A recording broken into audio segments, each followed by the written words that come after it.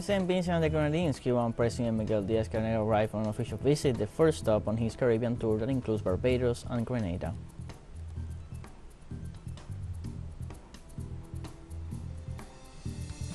The Russian Ministry of Defense announced that Ukraine is preparing a false flag attack to boycott the export of ammonia, basic input for the production of fertilizers. In Iraq, Parliament approved the appointment of the last two ministers, finalizing the formation of the new government.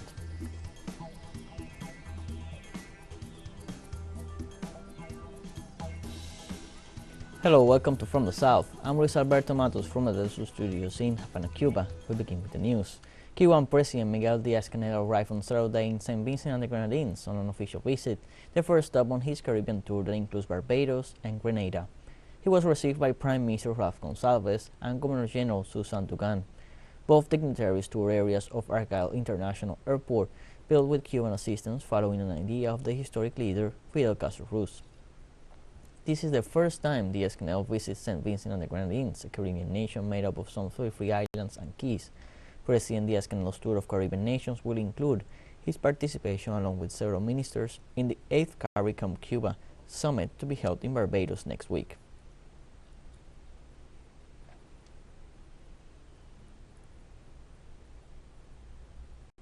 Puerto Rican organizations condemned the implementation of an increase in power service rates. The Citizens Front for the Debt Audit, Queremos Sol, and the Coalition for Energy Thinking denounced that the fiscal agency imposed by Washington in Puerto Rico insists on a hike in the electricity bill as part of the agreement with creditors of the Electric Power Authority.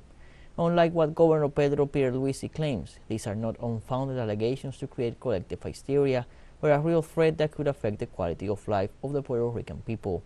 According to Eva Prado, spokeswoman for the Citizens Front for the Debt Audit, the amount of the rate hike that the Fiscal Oversight Board would try to impose amounts to some $12 million.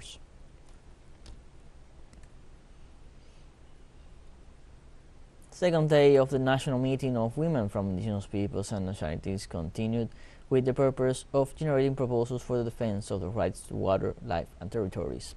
The meeting takes place in the province of Morona, Santiago, and intercultural dialogues are held regarding territorial situations and gender violence. In addition, the event is conducted by the indigenous women's leader of CONAI, Alicia Cauilla, who addresses the political participation and situation, territorial defense strategies, and the right to communication, among other topics of interest. The meeting is expected to contribute with proposals that will help preserve biodiversity, defend the rights of indigenous women, farmers' economy, and to strengthen ancestral medicine.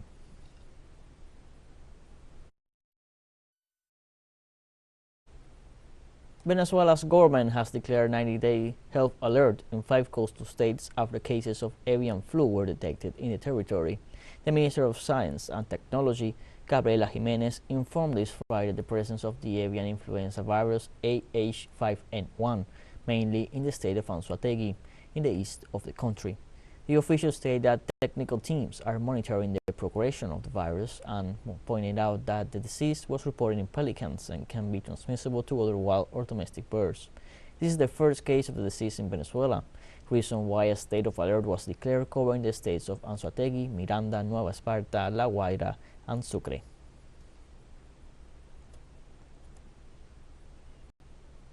The second day of Farmers' Convention in Colombia, which brings together more than 2,500 farmers from different organizations from all over the country, moved forward with 4 main work themes. The event takes place in the facility of the National University of Bogota since December 1st and is expected to end on December 4th. The convention seeks to analyze the situation of the countryside, farmer policies proposed by the current government, and the historical needs that have not been met. The convention is led by farmers' organizations such as the People's Congress and the National Agrarian Coordinator.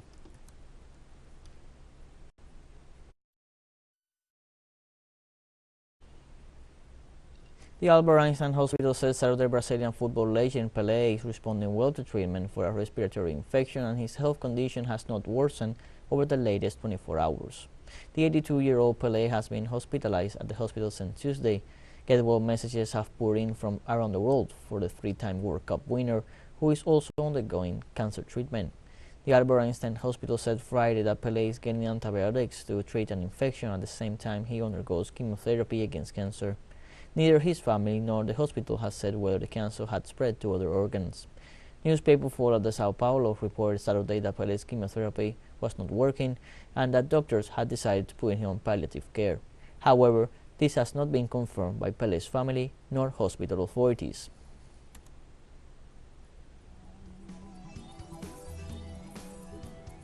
Let's take a short break, but first remember you can follow us on TikTok at the account of TeleSUR English, in which you'll be able to see news in different formats, news updates, and much more.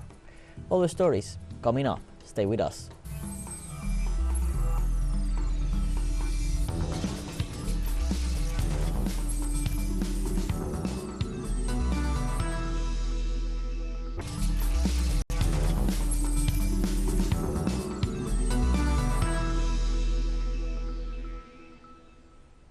Welcome back from the south.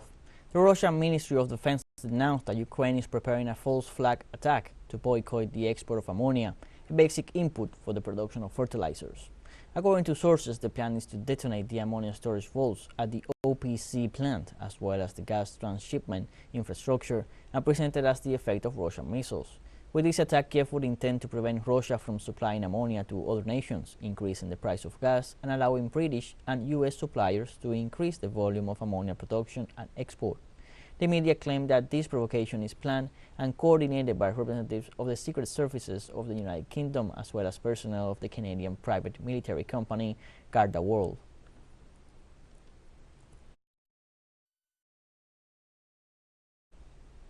Russian Defense Minister Sergei Shoigu met his Belarusian counterpart Viktor Krenin in Minsk on Saturday.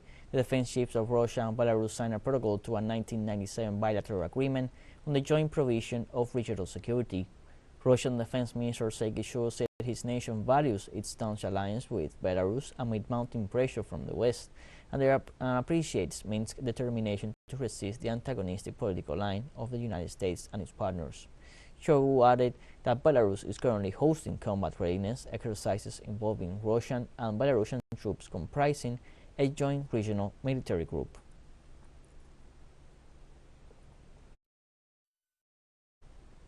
In order to avoid a total blackout, the government of France announced that it will implement electricity cutbacks during the winter due to energetic crisis and nuclear production effects. Emmanuel Macron's government warned that the people must make changes in their electricity consumption habits in this winter month, from schools closed to half shifts. Regions without mobile reception, paralyzed transportation means are some of the sectors that will be affected by this policy. In recent years, the French community's level of electricity consumption has been 69% dependent on nuclear energy. With the disconnection of the last 26 years, so the dependence on neighboring countries to meet these electricity needs is growing.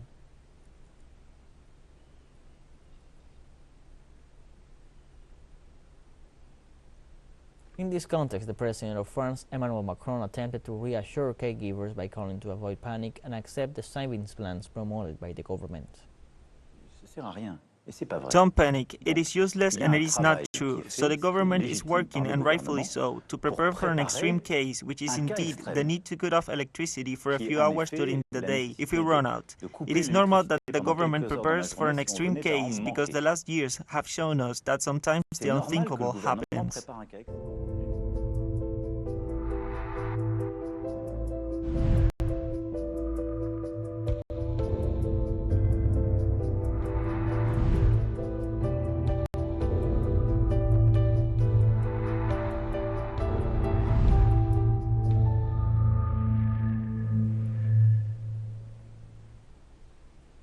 China is actively optimizing and refining its COVID-19 response in cities across the country, adapting policies locally on nucleic acid screening, management of risk areas, public transportation, and medical treatment to ensure people's livelihoods.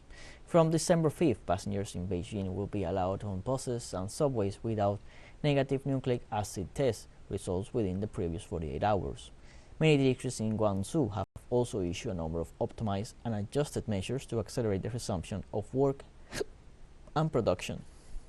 In Chengdu, the capital of southwest Xinjiang's Sichuan province, citizens can enter public places and take public transportation by showing their health code, taking body temperatures, and scanning place codes. Entertainment venues and training institutions in the city that have had temporary controls lifted are now gradually returning to normal business in an orderly manner.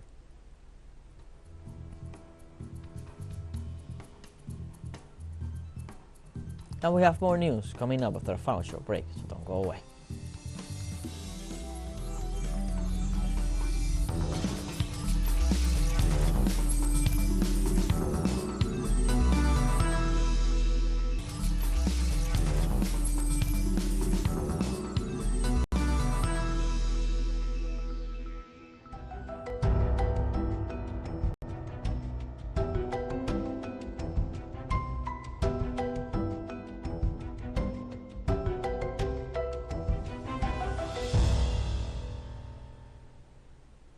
Welcome back to From the South.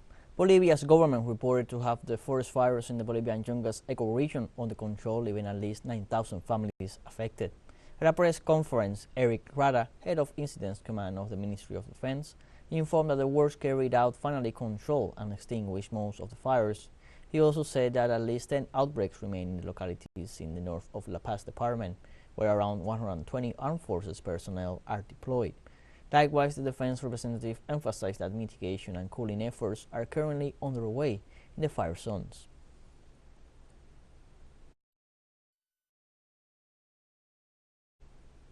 More than 2,000 experts wrapped up on Friday a week of negotiations on plastic pollution to address what even industry leaders in plastics say is a crisis. It was the first meeting of a United Nations committee set up to draft what is intended to be a landmark treaty to bring an end to plastic pollution globally. The United Nations Environment Program held the meeting in Punta del Este, Uruguay, from Monday through Friday. Delegates from more than 160 countries, plastic industry representatives, environmentalists, scientists, waste speakers, tribal leaders, and others affected by the pollution attended in person or virtually. If an agreement is eventually adopted, it will be the first legally binding global treaty to combat plastic pollution. We must build an instrument that is broad enough and deep enough to cover the whole plastics problem, while also ensuring that all countries will participate. There's a lot to unpack here.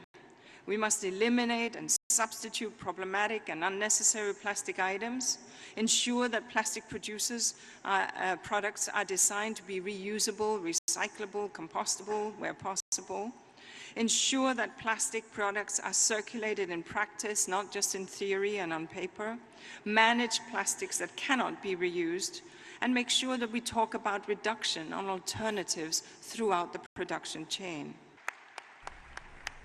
On Saturday, the Iraqi parliament approved the appointment of 2 ministers, thus finalizing the formation of the new government. The Iraqi parliament voted by an absolute majority to appoint Mohammad Saed Namiri as the new Minister of the Environment and banking Abdullah Rikani as Minister of Construction, Housing, Municipalities and Public Works. The country's new government began to take shape in mid-October with the election of President Abdul Latif Rashid and Prime Minister Mohamed al-Sudani. This is in a climate of political instability, which, according to the President, came to an end after a vote of confidence in the cabinet proposed by the Prime Minister.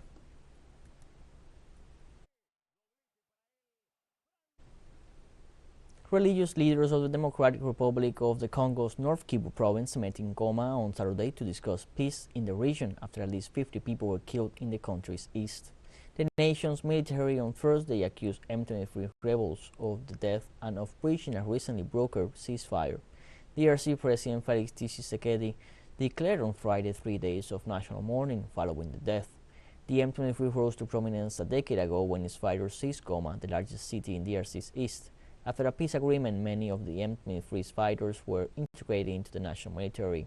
Then the group re-emerged last November, saying the government had failed to live up to its promises under the peace deal. By June, M23 had seized the strategic town of Bunagana near the border with Uganda. It later took control of 2 more major towns, Rutshuru and Kiwanja. In Goma, religious leaders called on everybody to play their role in promoting peace.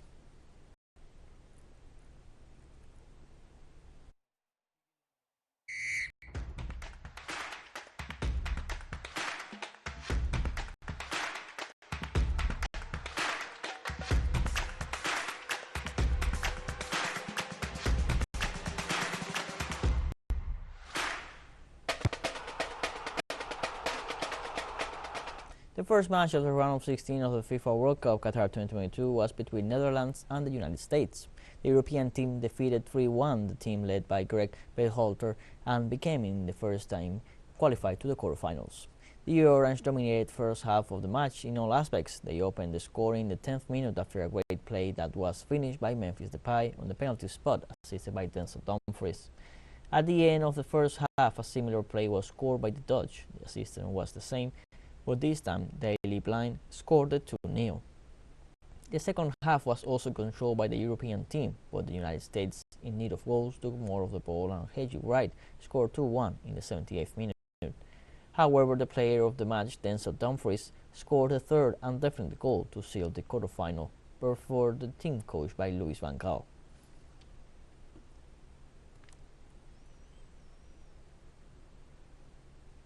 Lionel Messi produced a moment of trademark quality to score the opener in a 2-1 win over Australia and send Argentina into the quarterfinals of the World Cup on Saturday. Messi's 789th goal in his 1,000th career appearance, but first in the knockout rounds of the World Cup, helped set up a last-8 clash with the unbeaten Netherlands on Friday. Julian Alvarez scored the other in the 57th minute after some horrible strain of defending, before Enzo Hernandez in the 77th minute own goal set up an unexpectedly nervy finale. Now 35, Messi, one of the best players of all time, is seeking to win the tournament for the first time in what will surely be his final World Cup.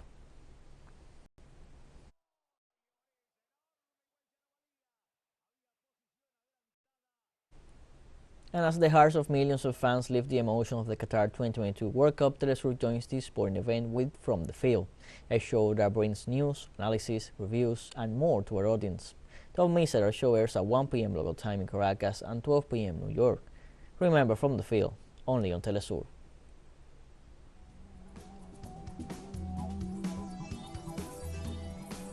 We have come to the end of this news briefing. You can find these and many other stories on our website at telesurenglish.net. You can also join us on social media, Facebook, Twitter, Instagram, Telegram, and TikTok. For TeleSUR English, I'm Luis Alberto Matos. Thank you for watching.